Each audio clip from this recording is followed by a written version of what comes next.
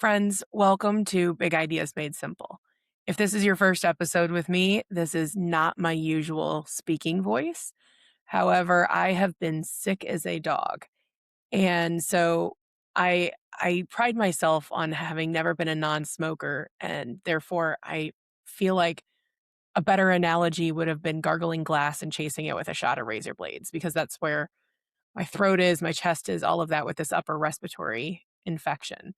And it was so bad over the weekend and everything that I haven't actually been able to record this episode and have it published at the normal Monday morning time that I usually do. But I also didn't want to skip an entire week. And I had something on my mind that I felt like I had to share, which is why you are now getting the rough, gravelly, sultry Jess instead of a little bit more perky, upbeat uh, teacher voice, if you will. But here's the thought that's running through my head. The thing that nobody tells high capacity people, big brains, fast brains, ADHD brains, is that rest and stillness are not the same thing. We always seem to treat these like synonyms. So doing nothing, a beach day, turning your brain off, all of those things, even, golfing or gardening or whatever, they get called rest by default. And they might be for some people restorative, but for a lot of us, doing some of that stuff is actually the least restful thing available. It can agitate us, it can stress us out, it can cause anxiety or make us feel off rather than lighting us up or recharging us. And so I think it's important for us to distinguish the difference, because I would say that a lot of my friends who are ADHD or high capacity or whatever say that they're bad at resting when they might have really been using potentially the wrong language, definition, or filter this whole time. So you get 3 a.m. Jess musings here. And let me tell you, there's been a lot of things happening at 3 a.m. They put me on a steroid for all this funk, and that totally screws up my sleep. So even if I go to bed at 9, I was up till 4 most mornings. My body's exhausted, cough, sore throat, but my brain cannot stop. I mean, it's the curse that I bear, and I know I'm not alone, which I'm grateful for. And so there are times that you just have to run with it. And Friday night was a perfect example of that. 7 hours into trying to sleep, still not able to sleep. I ended up going down a rabbit hole and consuming somebody's, basically entire library of content, which is hours on YouTube, workbooks, all the things. But I felt like that was more interesting to me than zoning out in front of the TV like a normal sick person. So after consuming this, and thinking about it, I put it in one of my AI tools, pulled out the structures and patterns, turned it into a prompt pack. Yes, at 4 a.m. while I was sick on steroids. And I laugh because it probably is the most on brand thing I've done in weeks. But I would also say that it is the clearest proof that I suck at resting in the traditional definition sense. Here's the thing, though, is that it wasn't because I wore myself out. It wasn't because I said yes to too much other stuff. It was just because of the way that my brain works. And so there were a lot of things in the last week that I had to say no to, and I could let them go without guilt because I was making sure that I said yes to the things that were most important, like making sure my kindergartner was ready for his first day of school today. Everything got triaged around my priorities and my health.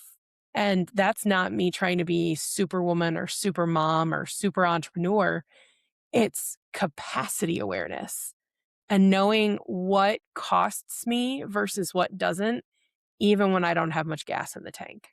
And so that's what I wanted to talk about, was this concept that what actually filled me up, even while I was sick as a dog, wasn't the stillness of my body, but it was actually engaging with something I was genuinely curious about and making sure that nobody was waiting on me for the output. So there wasn't a deadline or a client or an obligation to any of the things. I just got to fill up my own cup with what I wanted to and I could say no to the things that I knew would drain it. The things that would require me to perform or produce or be on accountable to somebody else's timeline while I still felt like crap. That's the kind of stuff that drains me. So, same sick body, same week, but two kind of categories of activity. And if you are a person who often feels more exhausted after a day of doing nothing, like you've doom scrolled, you've rotted, you've done whatever, than a day where you hyper focused or built something, I just want to tell you right now that you are probably like a lot of us and you're not broken. You've just been optimizing for the completely wrong thing. You've operated by the wrong definition. So I know I've spent previous episodes telling you that permission and clarity come from momentum. They come from movement. They come from taking action, not from sitting around waiting. And I do believe that.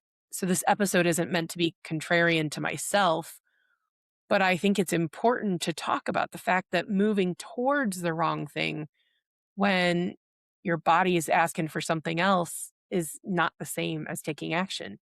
The momentum conversation here, needs that asterisk because when we're moving, we forget sometimes to build space for rest. And when I say rest, it is not rest by the world's definition, it's rest by your definition. It is so important to make sure that you are wildly aware of what recovery and space looks like for you. So it could be hobbies, it can be building prompt packs at 4 a.m. I don't care what it is, but I would challenge you. Like, if you feel the same, you're like, oh, yeah, maybe I have been operating out of somebody else's definition of what true rest looks like. Go look at your calendar, go look at your hobbies, your text messages, whatever, and consider what did you do for yourself that didn't require anything for anyone that filled you up? And then look at the things that you felt obligated to do but you left on the other side of it feeling drained. If that drained pile is bigger, then you've got a problem, right? And you have to go figure out what rest looks like to you, what space looks like to you, what the slowdown or the pause looks like so that you can leverage that for success on the other side. I am tapped out vocally. This is literally, like I said, coming to you from a 3 a.m. thought, but I thought it was such a powerful message for my friends who are headed into, a busy Q4, their school year for kids, whatever, and you feel like you got a lot of things going. As you build, as you think, as you ideate, be aware that it is okay to not have to do all the time, and taking care of yourself matters. So I'll see you next week, hopefully with a full, clean, clear voice. And as always, thanks for hanging out with me. This has been Big Ideas Made Simple. See you next week.